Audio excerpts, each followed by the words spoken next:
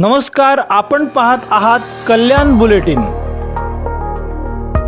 आज मोठा आनंद होतोय। कल्याणकरांच्या वतीने मी राज्याचे उपमुख्यमंत्री एकनाथ शिंदे साहेब व डॉक्टर श्रीकांत शिंदे साहेब यांचे खास करून आभार मानण्यासाठी आजची पत्रकार परिषद घेतलेली आहे।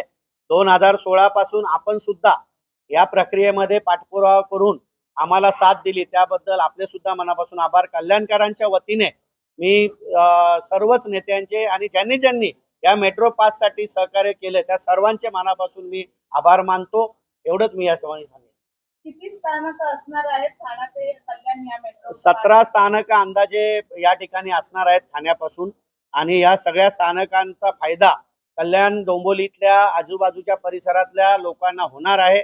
आणि कल्याणसाठी आजचा हा खूप दिवस हा आमच्यासाठी खूप महत्त्वाचा आहे, कारण की 10 वर्षानंतर याचं भूमिपूजन आदरणीय देशाचे पंतप्रधान नरेंद्र मोदी साहेबांनी केलं होतं देवेंद्र फडणवीस साहेबांच्या राज्यामध्ये, आणि त्यावेळेपासून आजपर्यंत हा मार्ग अयोग्य हे मांडण्याचं काम मी सातत्याने केलं आणि अजून काही मंडळींनी केलं।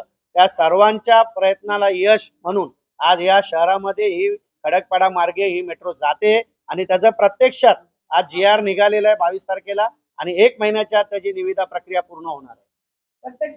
नमस्कार, आपण पाहत